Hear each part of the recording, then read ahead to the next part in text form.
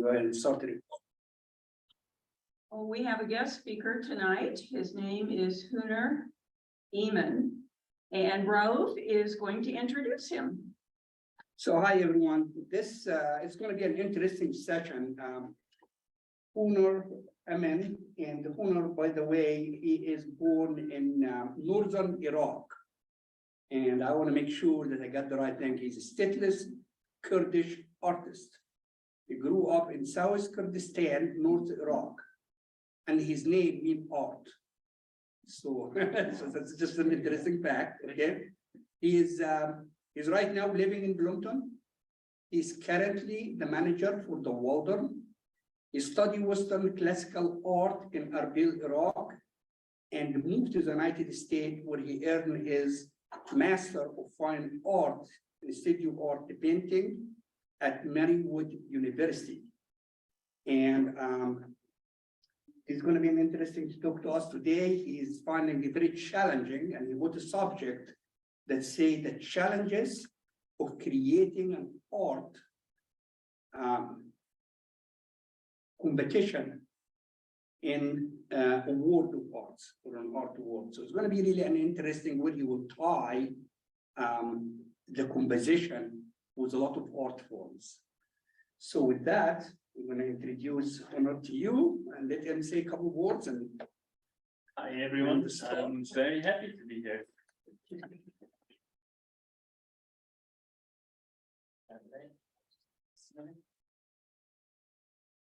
So today, our presentation is going to be covering multimedia aspect. It's not just photography. And just for disclosure, I'm not a photographer, and all of you probably going to do really much better than me in photography. But our subject is challenges of creating an art composition in a competitive art world. And we were gonna just talk about this phrase and what it means, what does composition mean in general, what does competitive art world means. And we are going to connect three different media of art, from classical art and visual art to cinema and into photography. And I'm going to make that connection, and we will talk about what happened in our day and age. Where are we? This is a big subject, and we are going to try to simplify it. Hopefully you will enjoy it. All right.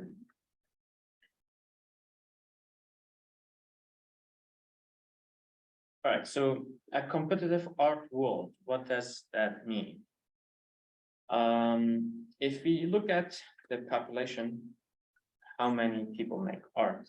It's just amazing how many art schools do we have, and how many people do make art, and where that goes. Well, always the graduation of art schools throughout these years.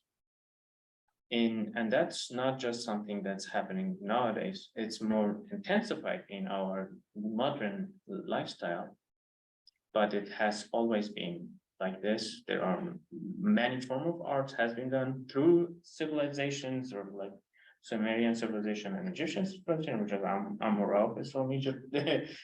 And people have made art throughout our history for survival.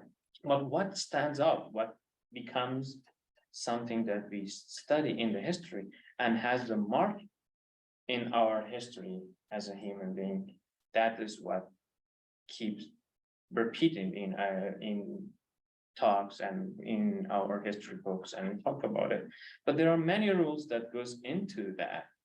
There are many challenges that artists face. There are many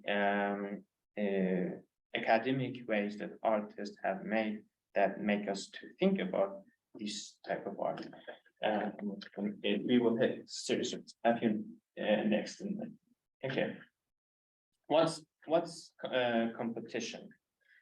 And I just we talked. I did just generic research about what is competition, and it is about rivalry. It is when a group of people or a few individuals or more compete to be successful in a subject.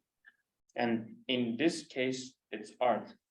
We are all competing somehow to bring up the best art, or the one that we shine up and makes us to think about it.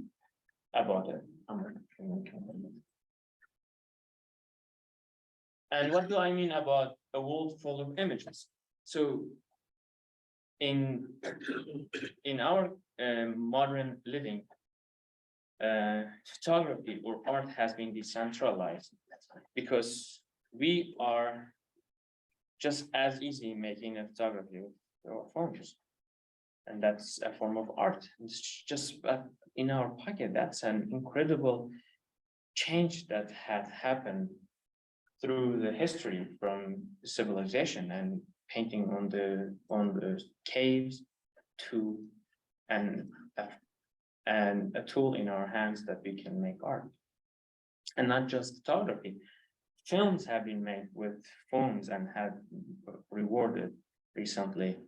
And it's something incredible. And that means that has been decentralized, and it's not just academics will make art that is going to be in the history, but also everybody could make that art can stand up. So here we can talk about the positive and negativity of competition. There are many forms of competition. There are ones that I've heard that this group, like Bloomington Photography Club, it's healthy for competition because everybody compete together and come together and have events, and just we witnessed how busy you are in this. And in colleges and universities that they were formed, and if we have been in art schools, there were a form of competition that we had. They were positive, and there were some form that were negative, and that colleagues would make some certain comments that would hurt us, that would make us not to be the best. But the positive competition is where you bring up the best of you and try to put the full energy into making your art. Photo techniques are something that we can learn through many years and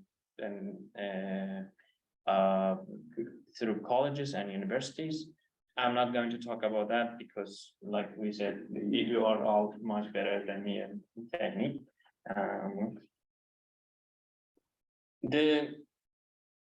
Because in an old style, an old way of making art was more centralized, and it was more like a type of civilization. You will see a type of form of art, and you can just categorize it into, say, this is an Egyptian art, this is a Sumerian art, or this is the Mayan art. This piece type of form, it means that it was not centralized. It was centralized, and they had an academic way of making art. Until Roman art, it was similar. You could actually identify it. So artist was not unique in a way. You cannot identify what type of artist was, because if you look at the art history, we don't ask who was the artist then, but now it's just individualism, and we are trying to find your own style. And it's a lot more challenging in the world of photography, like we talked about, how to find your own voice. And what is your narrative? What is your history that you want to bring about? And we will talk about composition, and if you go to the next slide. So what is composition? And it's a successful arrangement of elements and art and design by using principles of art. We are going to dissect this form. What does it mean that and how? We are going to just talk about some simple elements and principles of art and how we can make that connection in composition. I'm bringing some examples here for elements of photography. For now, some of you may are familiar with where we study these: line, form, shape, color, space, size, and texture and depth. Those are actually very simple, but also very crucial in making art. And we are going to discuss a little bit more about this.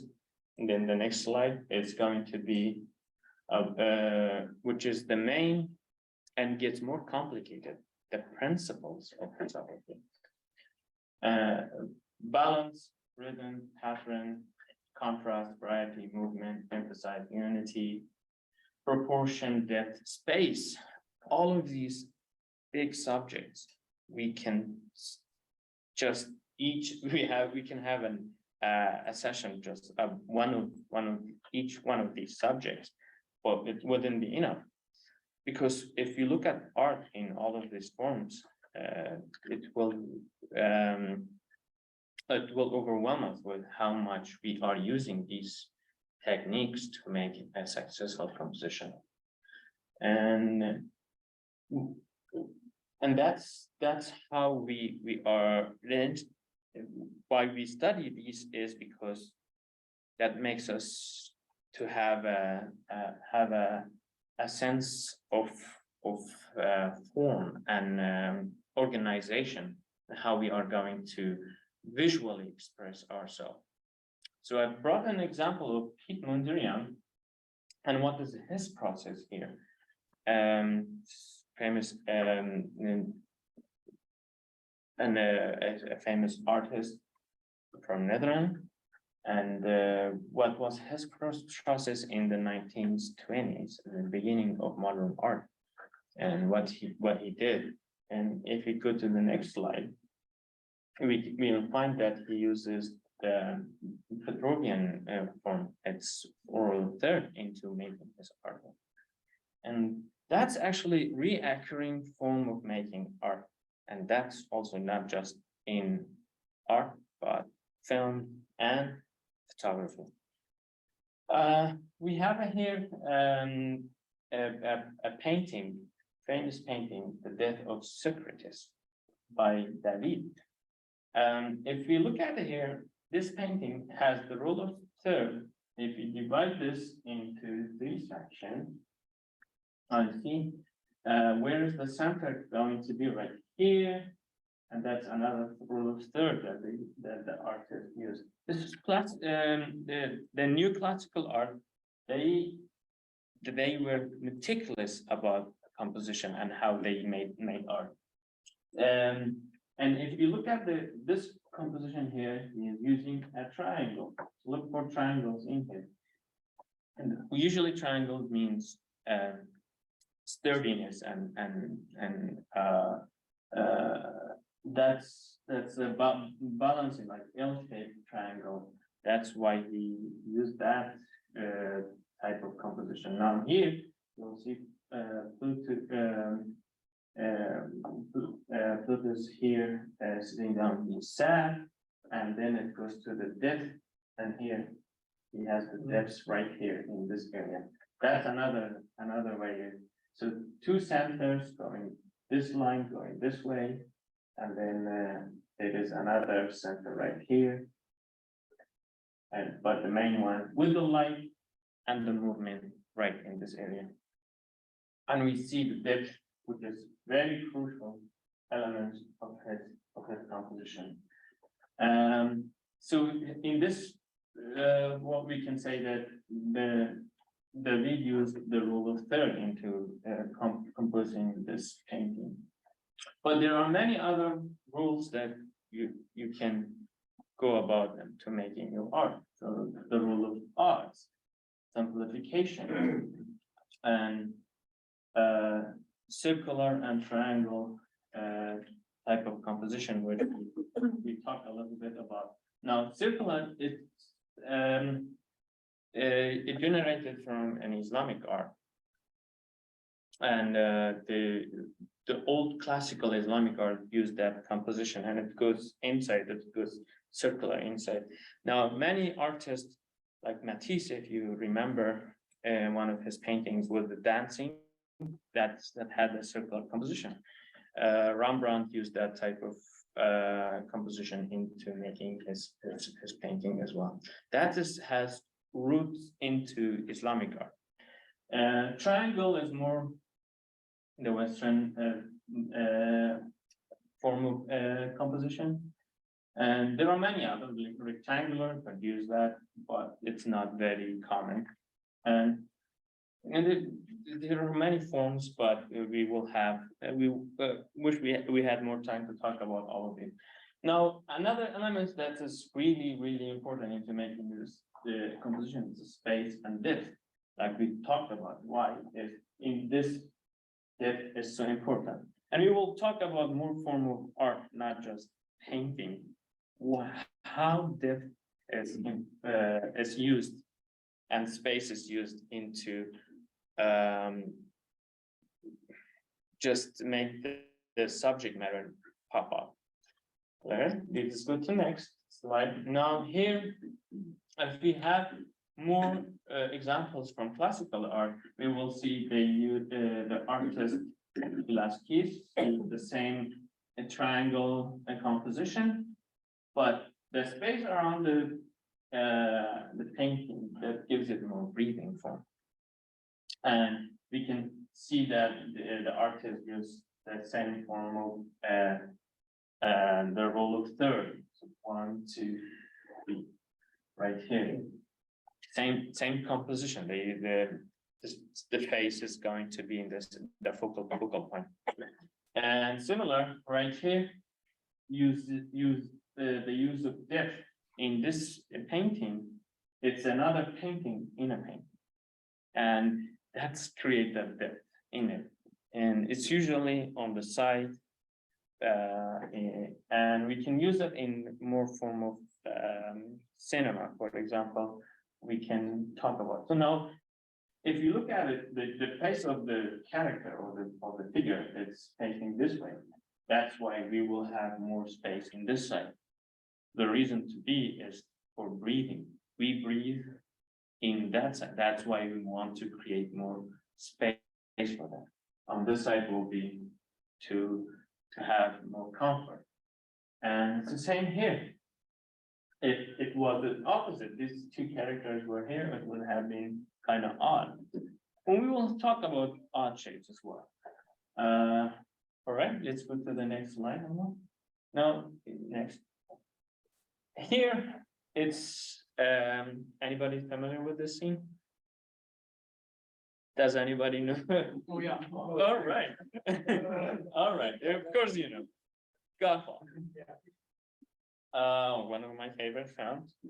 And we can look at it that Francis Coppola used the same form into creating. By the way, most of films, good films, they use classical art techniques and composition. Every scene they use that. And we can talk about that as well. And I thought that was interesting how in visual art, we are not using it as much now, but it's more formed into cinema now. In cinema, they use classical art technique much more. I'm kind of upset about that. I'm not really approving it in that I'm not approving that visual art is being so decentralized and it makes it so easy. Just make a painting. No, the visual art is form of years of studies and analyzing form and shapes, and then we can create the best type of art. And nowadays, in our colleges and universities are making it so easy. Just be your own, do your own thing. It's gonna be it's gonna be really difficult. Now, see, in Francis Coppola uses the triangle, and they also use the rule of third, which Marlon Brando becomes the center right here. It's very intentional that that they put Marlon Brando right here. And again, see, there's a scene of families or different type of power sitting in this room meeting. That's why he uses two or three triangles actually in this room. That's very intentional, and that's actually amazing to think about. And now, if you can go to the next slide. This is another thing from Godfather. They use another form of triangle. Can we go back? I would just want to point out something. Now, in here, the depth that the artist used or the cinematographer used is the painting behind Mazzini. Again, yeah. Let's go back. Here, the depth is the light. And they use it if you take if you pay more attention into art, there is always depth or a perspective into that. They use the same. Now they broke here in King's Speech. They broke that rule for creating the breathing opposite to here. So the breathing area, which is Marlon Brando. They have so much of it, but now here, but they're compensating with this huge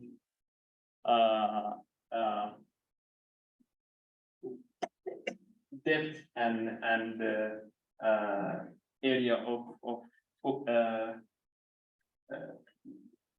depth in the painting right here. That's how they are creating that composition. Again, another rule of third. They are not putting it in the center. And using the light to create that composition. Now, if we go to the next one, the rule of third in photography. Again, I just brought up a generic example from Google. The horizon line, it's right on this third row, and then the tree and the subject matter is right on this line. This is very generic. This is you probably already know this, but I thought it was interesting to bring as an example. If we go for symmetrical, there are some cinematography work that uses symmetrical, but it's usually used for like power or control. And we can bring some more example about that. I'm sorry. Have anybody seen this movie? Okay. No, it's intentional that they put that character in the center that signifies power, but we see that the character is struggling, but with the struggle and the character, the depth, there was a power of his speech that motivated the soldiers in the movie. If anybody is familiar, I don't want to give.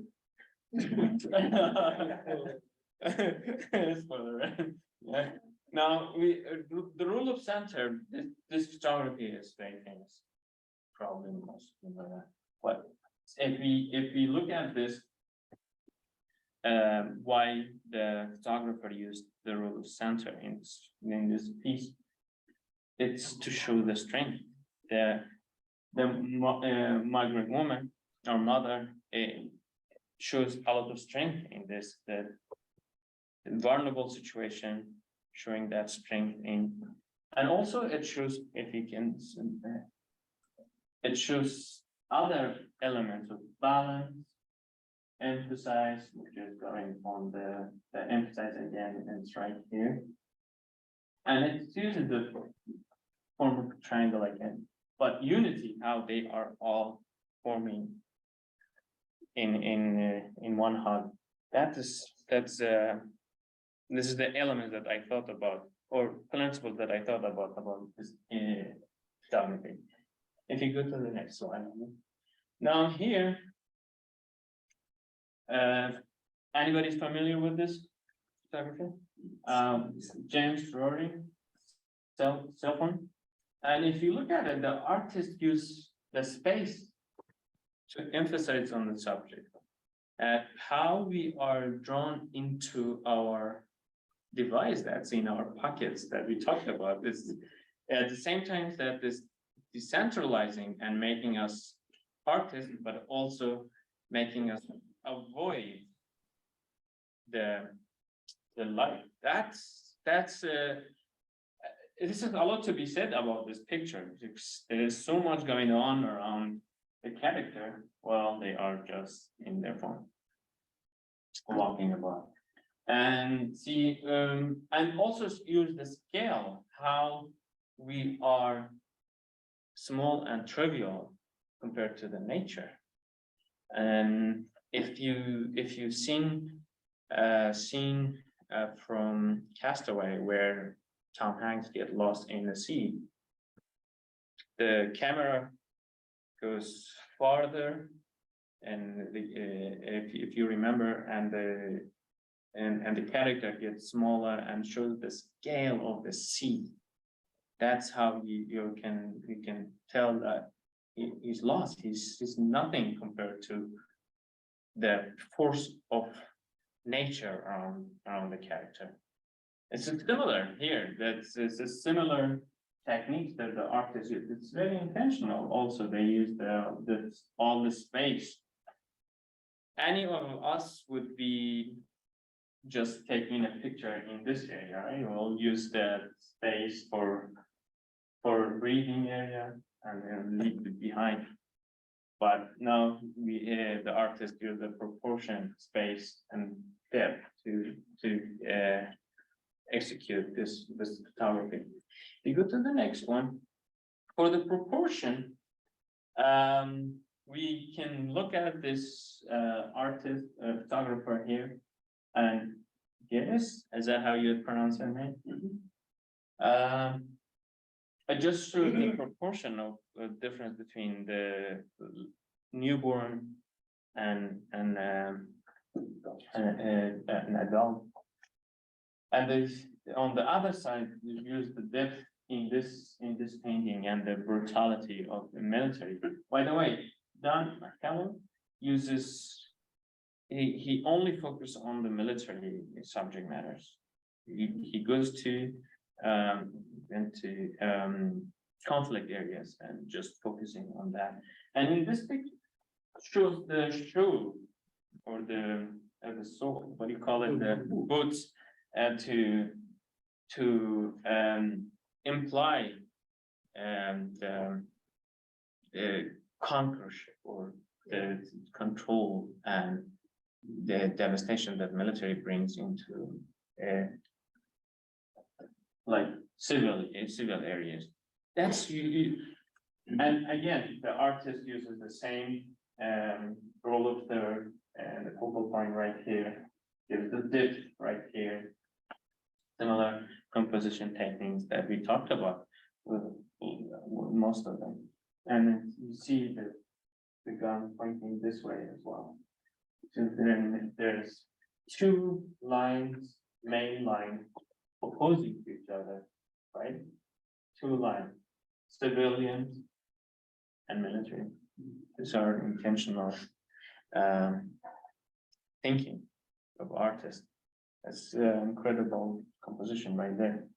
And if you look at here the scale of what we see, how it just takes us power, how we are, we start from zero, from a palm of a hand, how small we are, and we get there, and we have huge egos around us, walking around, and so much trouble. Well, there's so much to contemplate about art.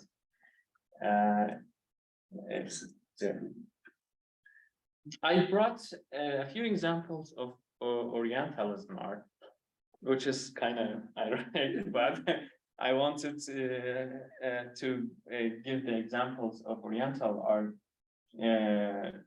because how technical they were into traveling into areas in the Middle East. So for example, this is in Egypt, I think this is in Northern Africa. And what techniques did they use in composition? It's incredible. And these are just travelers. They were sent to just like photography. Now you go to a city or another sort of those artists were the modern life photographer or photojournalist. They went to these areas that nobody knew about. That just took pictures and made pictures of their modern life or what they did. But these are incredible. So for example, here we can look at this composition. I just saw this painting yesterday, just blown away by it. And I was looking for a movement. And if you look at the composition that this character goes down this way, so I'll find this. The body is standing still. So that's line this way. It is another line goes this way. And the form of his sword going opposite to the body. But then his face opposite to his sword. Another intentional posture that the artist used. That so if you use your sword, is usually your face is gonna go with it, right? But the artist used different form. It's kind of hard to do this, right? But that form is intentional to show the movement and the opposite movement that create the effective composition for us. Similar here. Now we see this is a much similar composition, but I wanted to bring these two with these two together to just compare how it is simple composition and more complex composition that they are using the same rules. Now here, the characters all are going this way, right? Again, ruler thirds, same techniques, and the horizontal line is in the bottom line of the rule third. And you see what makes this composition relaxed to your eye is just this this line that goes this way. That goes opposite to it. If it was not for that, it would have been odd, because all the forms are going this way. Now, why the artist made this line? That's very intentional. That makes your eye go to opposite.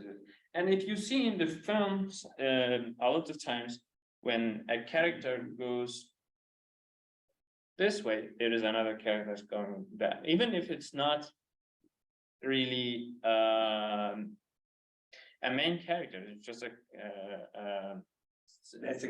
passing by. They use that technique to make you feel interested. If it's just going with the character, it's gonna be odd. And they use the same technique. Now, if you go to the next picture, the photographer used the same form. All the characters are facing this way, and the form is going, and the composition or this line that the flag is making, it makes the composition interesting. Again, looking for it right there, and it's right there. So it's two points. Planting the flag and the flag itself. So that again, they use the same line, the diagonal line that David used in the painting. Can we go to the next one? Now, the rule of art, the rhythm and the odd, the rule of art that's used in this photography. If you look at the patterns, it's all similar, but then there is an odd shape right here. And that is intentional. And so the pattern and the rhythm in this photography makes us feel, okay, if it was not there, but we will think it's very boring, right? But that color change and that odd form or color there makes us think what's happening here, right? And these techniques could be used in photography in your own work as well. Can we go to the next one now? Now, this is somebody I really admire as well. Yes, I used his painting and the simplicity of this composition that they used, the shadow, how Zolt is using shadow and light to creating this composition.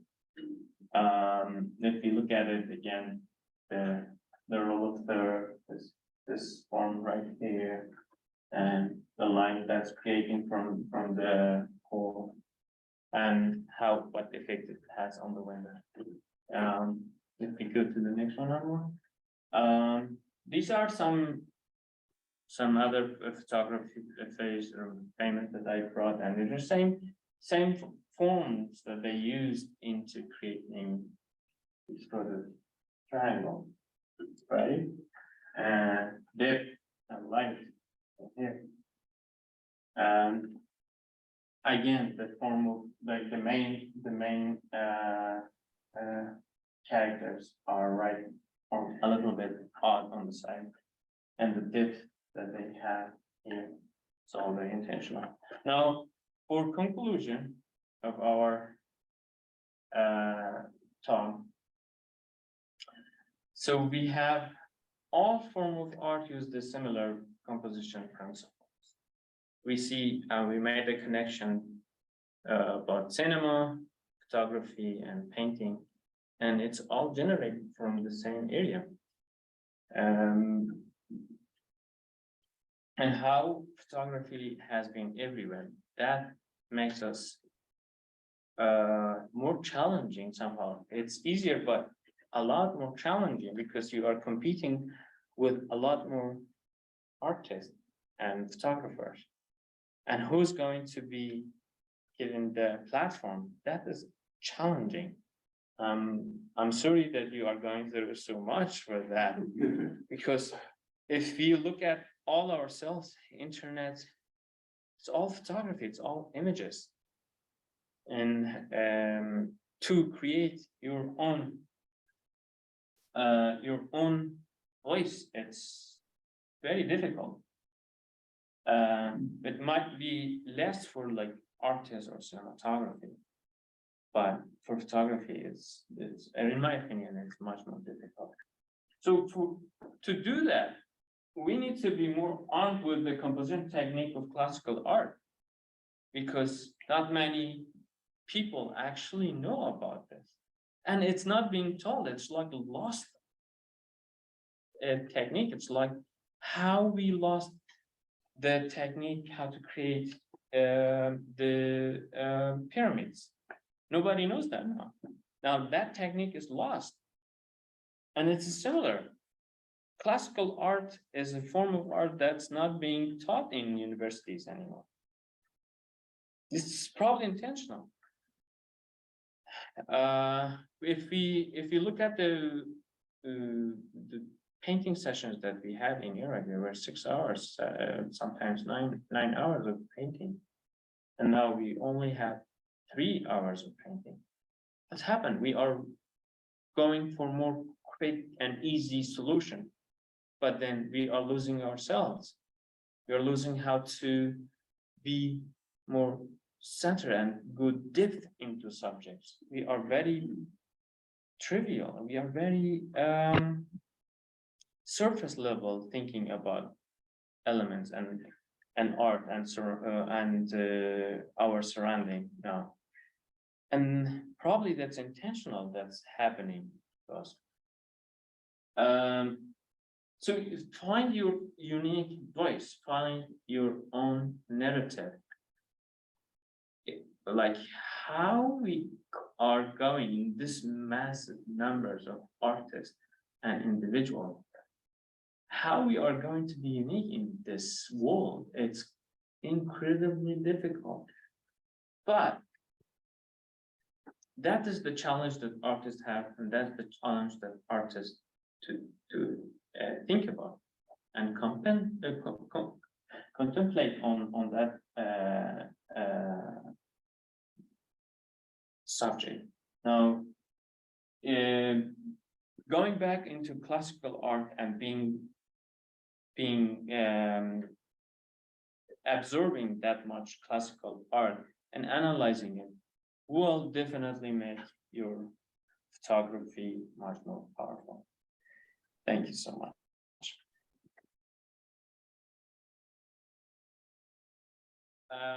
Any questions? On the hundreds? Only hundreds? I'm sorry. All right. I have a question.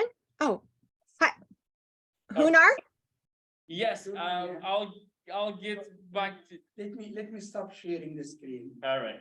All right. Let me just get in here for a second.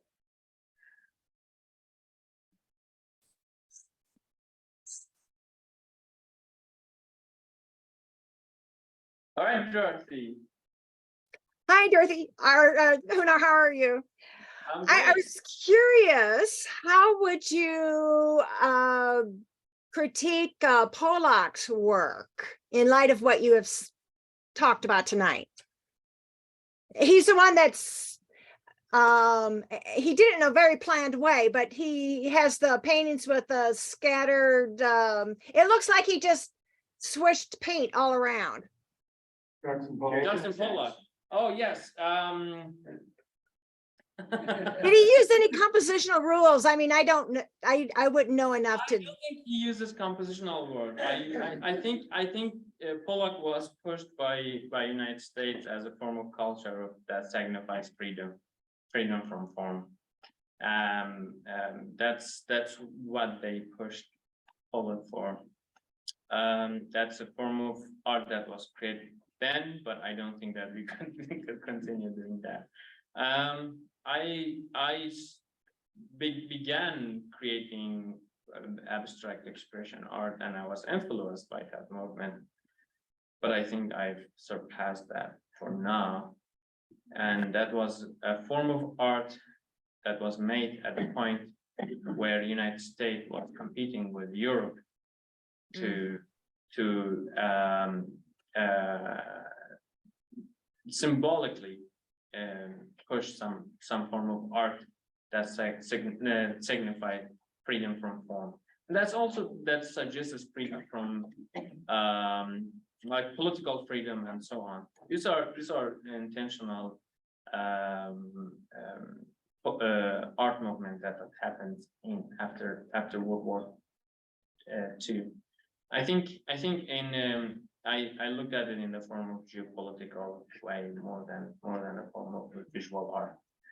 I hope that was that was a clear answer. I don't know. Are you looking for more? That's good. That's good. Thank you. So, do you think this de-emphasis on classical art is stronger in the United States, or is it around the world also in other cultures, say Asia or Middle East? well, in Middle East, we actually studied classical art, but I think that was probably the last generation of studying classical art. And I was lucky to have a few professors who were experts in classical art, and they had so much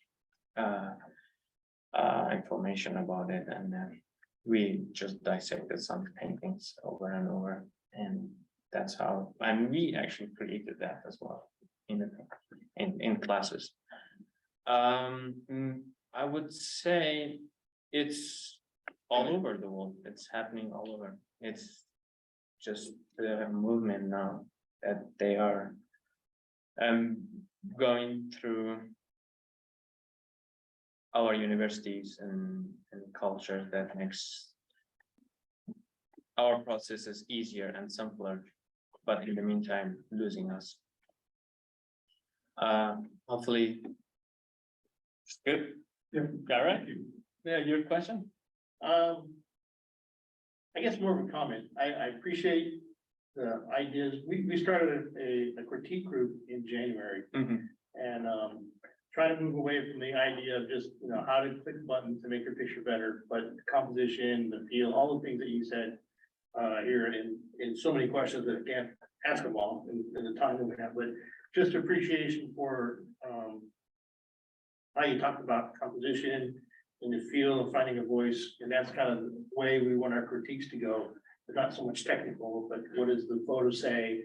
Did you succeed in saying it? And how does it move? And I like the ideas you have.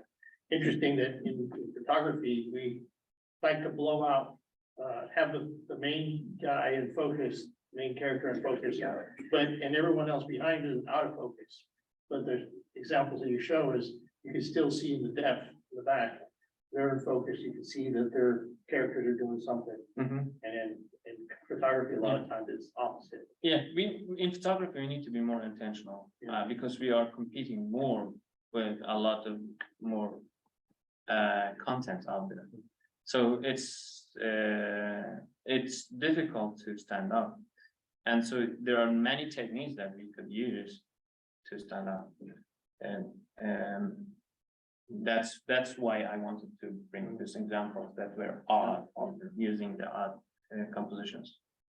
Any other questions? Yes. All right, go ahead. Okay, I was wondering, who's up? I can't see who's, Go ahead, you are. oh, okay, sorry. Huner, I know you take a lot of thought about your art, and I was wondering how you do your photography. How would you describe maybe your unique style in your photography? Well, I don't think I have a unique style of creating my photography or my art. I just work on a narrative that was related to my life and what's influenced on my life, what happened in my life. So it's more like narrative and political than techniques.